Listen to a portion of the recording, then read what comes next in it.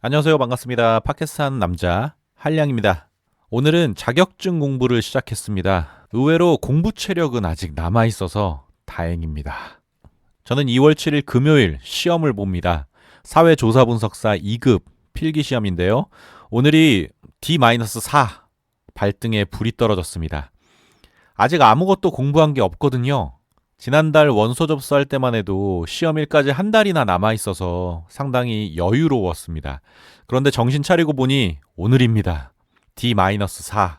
사실 중간에 이런저런 일이 많긴 했습니다. 지난주에는 설 연휴라 일주일 내내 어머니 댁에 있었고 그 전에는 토익 시험 때문에 자격 시험을 준비하지 못했습니다.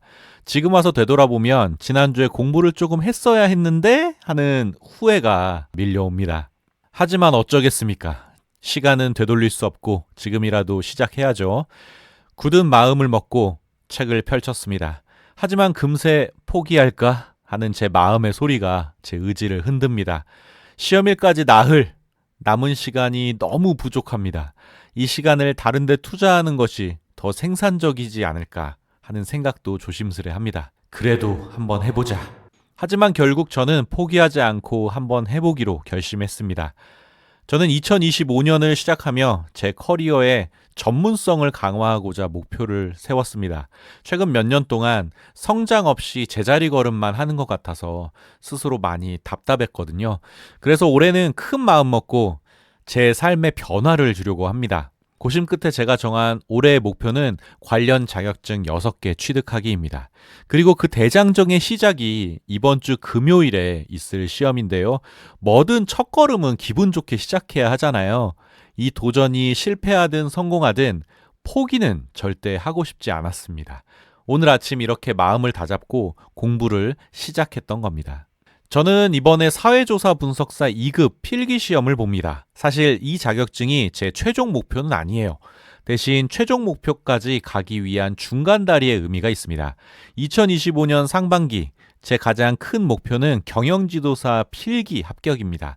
공교롭게도 경영지도사와 중복되는 시험 과목이 있어서 공부하는 김에 사회조사 분석사 2급 자격에도 도전하는 건데요. 생각보다 만만치가 않네요. 여기서 잠깐 사회조사 분석사 2급 자격에 대해서 설명드리면 한국산업인력공단에서 시행하는 국가기술 자격으로 사회조사 및 통계분석과 관련된 전문 지식을 평가하는 자격증입니다. 이 자격증은 설문조사, 자료분석, 통계 프로그램 활용 등의 역량을 검증하여서 주로 사회과학 분야에서 연구, 정책 수립, 마케팅 조사 등에 활용됩니다. 시험일까지 일주일도 채 남지 않은 상황, 일단 수험서부터 검색을 했습니다.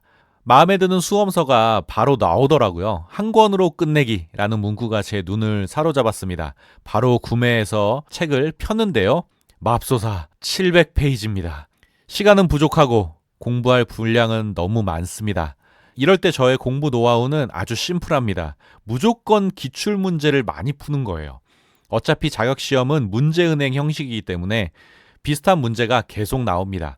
준비 기간이 짧을 때는 문제와 답에 익숙해지는 게 핵심 이론을 공부하는 것보다 훨씬 더 효율적이고 효과적입니다. 일단 제가 공부해야 할 과목은 1과목 조사 방법과 설계, 2과목 조사 관리와 자료 처리, 3과목 통계 분석과 활용, 이렇게 총 3과목인데요. 기출문제 풀이로 개념 문제와 암기 문제는 어느 정도 대응할 수 있습니다. 하지만 계산 문제가 많은 통계 과목은 문제 풀이가 쉽지 않더라고요. 아무리 기출문제를 많이 풀어도 이론적 지식이 없으면 계산 문제에서 점수가 잘 나오지 않는데요. 오늘은 이 어려운 통계 과목 공부부터 시작했습니다. 첫 페이지부터 거의 20년 만에 처음 보는 통계 용어들이 계속 나오길래 너무 후덜덜합니다. 시그마, 표준편차, 기대값, 분산, 람다, 정규분포 등등 이 용어나 개념도 어색하고 새로운데 수학 기호도 오랜만에 보는 것들이 정말 많더라고요. 기호 읽는 법조차 몰라서 인터넷에 찾아보기까지 했습니다. 예를 들어서 10 옆에 느낌표가 붙어 있는 겁니다. 저는 처음에 10 느낌표? 이건 뭐지? 잠시 고민하다가 이거 읽는 법이 있었는데? 싶더라고요. 도저히 근데 읽는 법이 생각이 안 나는 겁니다. 그래서 인터넷에 찾아봤더니 10 느낌표는 10 팩토리얼이라고 읽더라고요. 그때서야 했습니다. 이렇게 아무것도 모르면서 초조한 마음으로 문제를 하나하나 풀어갑니다. 40페이지 공부하는데 7시간이나 걸렸어요. 적중 예상 문제 100문제를 푸는데에도 5시간이 걸리더라고요.